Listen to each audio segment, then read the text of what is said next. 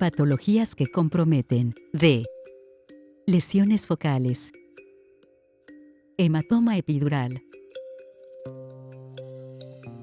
A continuación, indicaremos los reparos anatómicos a considerar en la génesis de las lesiones focales. Tabla ósea.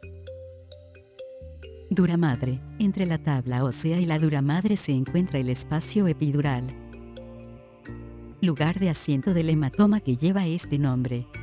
Dicho hematoma se forma por dos situaciones, la primera de ellas, una fractura temporoparietal que lesiona la arteria meningea media a medida que sale de su surco óseo al pterigión. Otra posibilidad es que la disección de la duramadre y tabla interna ocurre primero, y después ocurre el sangrado en el espacio así creado. La fuente del sangrado, en el 85% es de origen arterial, siendo la arteria meningea media la fuente más común.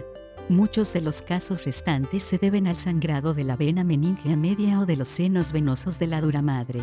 El 70% ocurren lateralmente sobre los hemisferios con su epicentro a nivel del pterigión. El resto ocurre en la fosa frontal, occipital y posterior. A continuación observamos las características tomográficas de esta lesión. El aspecto clásico de la imagen en la tomografía computarizada ocurre en el 84% de los casos, como una forma biconvexa, lenticular, hiperdensa adyacente al cráneo. En el 11% el lado contiguo al cráneo es convexo y a lo largo del cerebro es recto, y en el 5% tiene una forma de luna creciente, parecido a un hematoma subdural.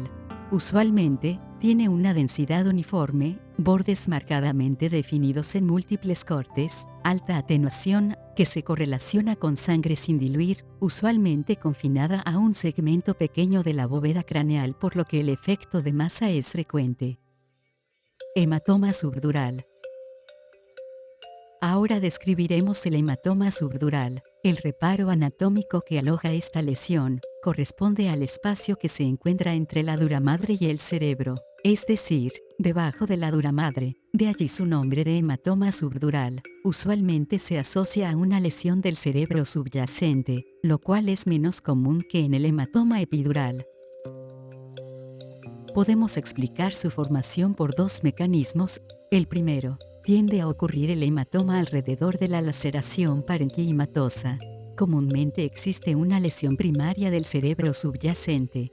En este tipo de hematoma la lesión principal es venosa a diferencia del epidural que suele ser arterial. El segundo mecanismo ocurre cuando los vasos de superficie o puentes se laceran por el mecanismo de aceleración y desaceleración durante el movimiento violento de la cabeza.